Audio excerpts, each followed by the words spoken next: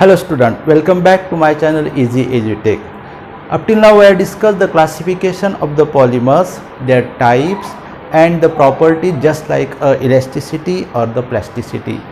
Now beside that there are certain polymers which is most important in our daily life, and there is a need to discuss all these things as we have to use in our life frequently.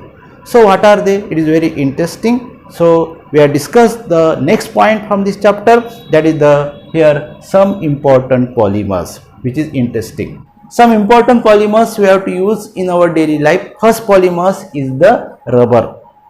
Generally elastomers are called as rubber. This rubber we have to use in our daily life. For example, balloon.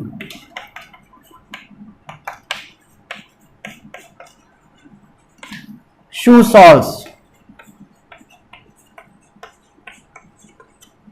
It is nothing but the rubber. Second one is the hand gloves which is used by the doctors.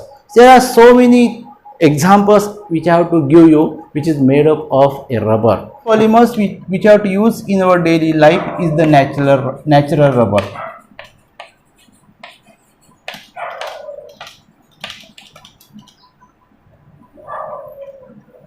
What is the natural rubbers?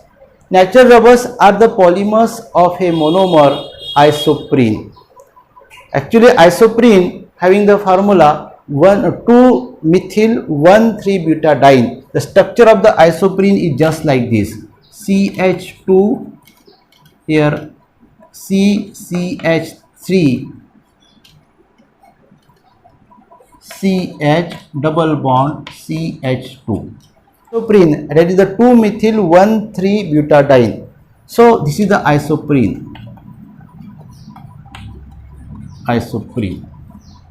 Now the isoprene have the high molecular mass around the 1,30,000 unit to 3,40,000 unit.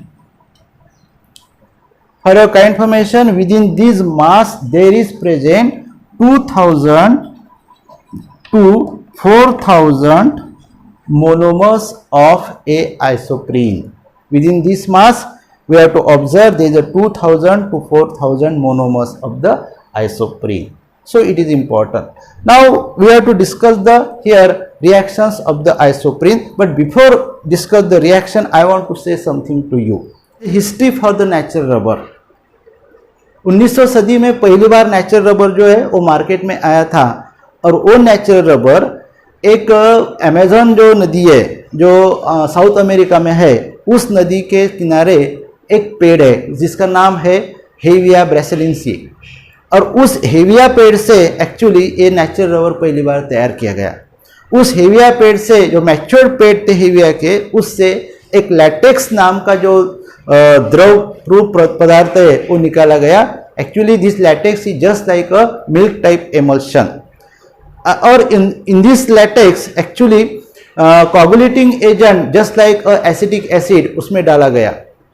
अब जब coagulating agent उसमें डाला गया तो जो isoprene में hydrocarbons है उस हाइड्रोकार्बन्स का कोगुलेशन हुआ, और कोगुलेटेड फॉर्म में यानी सॉलिड क्रिस्टलाइन फॉर्म में जो रबर है वो रबर तैयार किया गया. तो इस प्रकार की ये जो हिस्ट्री है ये हिस्ट्री रबर के संबंध में है. So it is important. So we have to move to the reactions of the rubber, that is natural rubber, by taking the action involves in the formation of the rubber we have to discuss. For the formation of the natural rubber we have take the monomer of the isoprene. Here we have take large number of isoprene, so I can show just like this. During the polymerization what happened? During the polymerization we have to observe there is a formation of. During the polymerization we have to observe there is a formation of polyisoprene just like this. Here we can write just like this, CH2 CCH3 double bond CH single bond CH2, and we have get a formula of the polyisoprene just like this. as there is present the n number of this unit. So it is important. So in this way, during the polymerization, we have get the polyisoprene, which is also called as rubber, which is also called as rubber. Polyisoprene, which is also called as rubber. Now I discuss the properties of the polyisoprene. That means we have to discuss the property of rubber. So see here, what is the property of the rubber? That is natural rubber we have to discuss.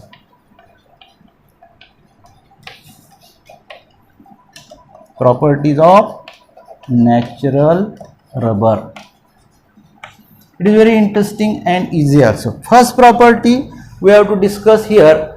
In the polyisoprene, there is present a cis configuration of the carbon-carbon double bond. And second thing is that in this polyisoprene, the isoprene molecules are linked together.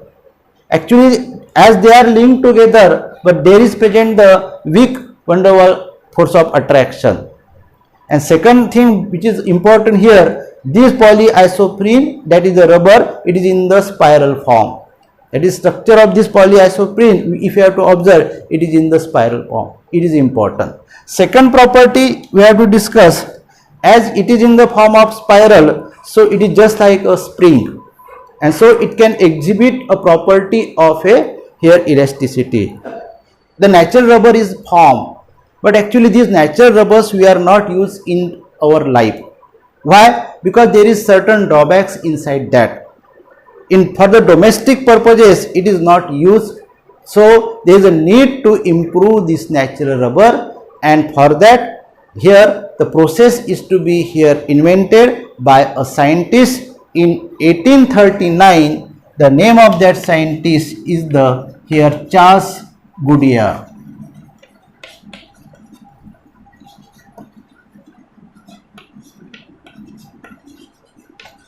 Charles Goodyear. This scientist made inventions.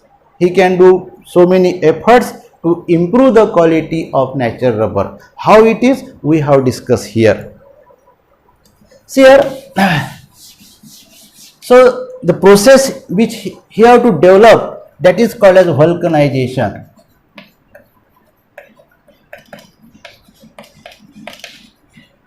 Vulcanization. अब इन्होंने क्या किया, जो natural rubber हमें मिला था उसमें improvement करने के लिए उन्होंने एक अलग थियरी अप्लाई की. उन्होंने एक काम किया, उस नेचुरल रबर में, जिसे हम इलास्टोमस कहेंगे अभी, इस इलास्टोमस में हियर क्रॉस लिंक नेटवर्क जो इंट्रोड्यूस किया. और उससे क्या हुआ, when he have to introduce this cross link network, there is a change in property of a natural rubber, or there is a enhance in property of a natural rubber, and that due to that property we have to use the rubber for the domestic purposes or for all purposes in our daily life. सोचिए, अगर tyre नहीं रहता तो हम क्या कर सकते? Can we move the vehicle speedily? We have to move the vehicle, but can we move the vehicle speedily? बस एक एग्जाम्पल ही काफ़ी है, अगर वल्कनाइजेशन रबर का नहीं होता तो. इसलिए so whole credit is, we have to give whole credit of this to the Charles Goodyear. और आपको पता होगा कि गुडियर नाम की एक टायर की कंपनी भी है जो चार्ल्स गुडियर के नाम पे है. That company give the respect to that scientist and give name to their company, that is a Goodyear company. So it is important. So see here, what is the vulcanization? अब vulcanization में क्या होता है, जो natural rubber रहते हैं यानी इलास्टोमस रहते हैं, उसमें क्रॉस लिंक नेटवर्क जो है वो इंट्रोड्यूस किया जाता है. So the process of introduce cross link network in the elastomers, that process are called as vulcanization. So it is important. अब वल्कनाइजेशन करने के बाद क्या हुआ, there is a improvement in the here tensile strength. उस rubber के tensile strength में strength. Second one is that there is a improvement in the stiffness, यानी बेंडिंग जो है उसमें थोड़ा इम्प्रूवमेंट हो गया. There is a improvement in the toughness, उसको थोड़ा हार्डनेस आ गया, toughness. There is a improvement in the elasticity. So after vulcanization, that is by introducing the here cross-link network, there is a improvement like this property in the rubber. और वो जो rubber है जो improve करके हमारे पास आ चुका है, that rubber we have to use in our daily life. So it is important. So here how the network is introduced, here have to introduce this network by adding a sulfur inside the natural rubber. And so in this way we have to discuss the vulcanization of the rubber. How the vulcanization of the rubber takes place, we have to see by this video. Now to make the natural rubber more strong, tough and elastic, it is vulcanized. Charles Goodyear discovered the process of converting natural rubber to more strong and elastic form and called the process vulcanization. Let me explain you how it is done. Natural rubber is mixed with 3 to 5% sulfur and is heated at 100 to 150 degrees Celsius. It forms cross-linking of cis-1 4-polypropene chains through disulfide bonds, SS. Wide range of physical properties of rubber can be obtained by controlling the amount of sulfur in the process of vulcanization. Rubber made with 20 to 30% sulfur is hard. 3 to 10% sulfur is little harder and is used in making tires. Low sulfur rubber is made with 1 to 3% of sulfur and is used in making rubber bands. Rubber is given under cross-linked polymers. Now next important polymers is the polythene, which is we have to use all over in our daily life. Now what is the polythene? Polythene is the hydrocarbon thermoplastic and which we have to use all over in our life. So it is important here. Now what is the formula for the polythene? Polythene have the structure just like this. CH2 single bond CH2. This is the structure of the polythene. This polythene, actually polythene is made up of polyethylene, that is from the ethylene actually. Ethylene when combined together there is a formation of polythene, that is a polymer of the ethylene. When combined together there is a formation of polythene, and polyethylene is the common name and IUPAC name of that polyethylene is the polythene. Actually there are present two types of the or two kinds of the polythene. One of them is low density polythene.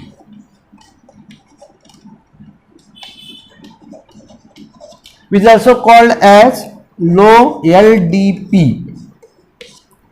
Actually this is also treated as a polymers because this polythene is nothing but the polymers.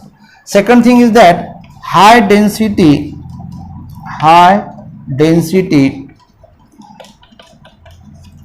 polythene. This high density polythene is again called SDP.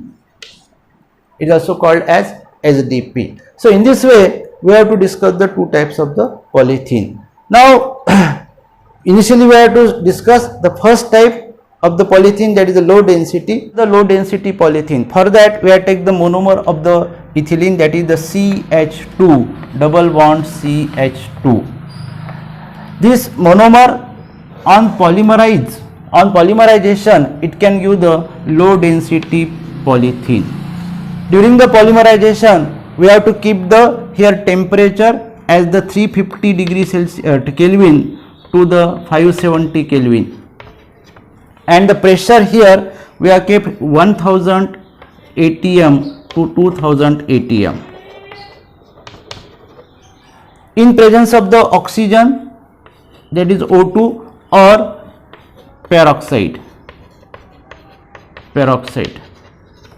So in this way converted into LDP, that is low density polythene under this condition. Actually the mechanism which involves in this preparation or in this conversion is the free radical addition and the hydrogen abstraction, which results in the branching form, and so it is important. As here there is a branching of the polythene, that is the ethylene we have to observe in the LDP. Here these branching molecules are held together by the weak forces, and so what, there is a low density of the ethylene we have to observe, and so such polymers are called as low density polythene, or such polythene is called as low density polythene. In the high density polythene we have to use the same ethylene molecules, but only there is a change in the conditions of the temperature, pressure or the catalyst. So Now it we is have seen important. properties and uses of LDP. We have discussed the property of LDP.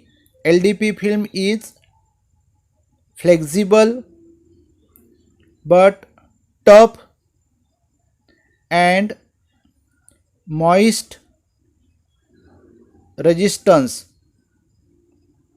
Number 2, it is poor conductor of electricity, having melting point 110 degrees Celsius.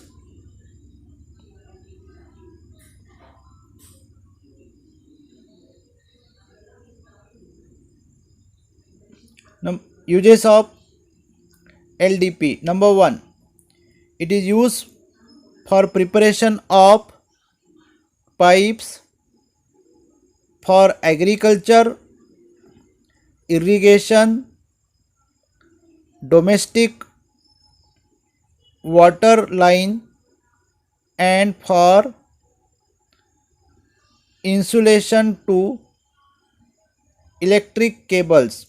Number 2, in submarine cable insulation. Number 3, it is used in production films sheets, mainly for packaging and household uses, like in preparation of squeeze bottles, containers, etc. Now next kind of the polythene we have to discuss, that is the high density polythene, which is also called as SDP. This high density polythene is also prepared by the polymerization of the ethene. This is the polythene again. So see here what happen. When polythene, there is a large number of polythene we have to take. When polymerized in at here 6 to 7 atm pressure and at temperature 333 Kelvin to 343 Kelvin in presence of catalyst, we have get the high density polythene. One thing is most important. Actually high density polythene is the here linear polythene, that is it is formed by the linear polymerization. In linear polymerization, the here monomers are linked linearly. As they are linked linearly, there is a strong force of attraction, and so what, this is treated as a high density polythene, because here density of the monomers is also high. One thing is most important, as compared to the LDP, here it is the high density polymer, because in LDP we have to observe there is a branch polymers, and so this branch have the lower force of attraction, and so what, they are called as lower density polythene. So in this way we have to discuss just like this. One thing most important, the catalyst which you have to use in this case is the Ziegler-Natta catalyst. Now what is the Ziegler-Natta catalyst? I want to write for you. Ziegler-Natta catalyst is the, write this your book, it is the here addition of triethyl aluminum and the titanium tetrachloride. So in this way we have discussed the high density polythene, their properties and the uses we have to discuss. We have discussed the properties of SDP. Number 1. It is crystalline, which having the melting point in range 144 to 150 degrees Celsius. Number 2.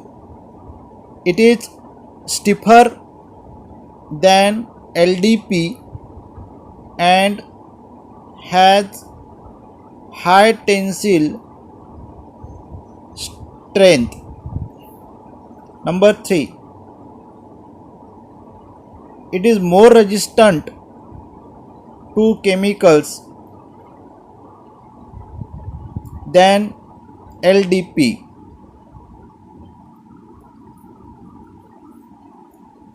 Now I will discuss uses of SDP. Number 1.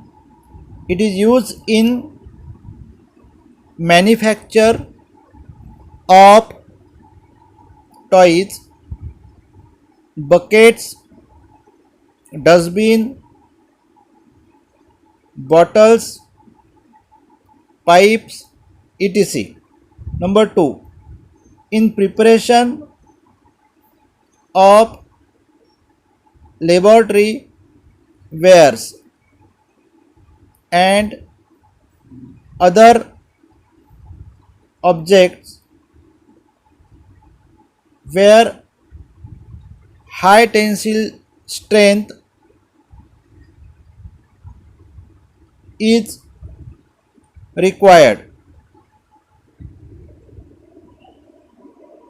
Polymers we have to use, that is the Teflon. Now this Teflon having the monomers just like this, CF2 double bond CF2, that is the here tetrafluoroethylene. This is the monomer of the Teflon. This tetrafluoroethylene when polymerized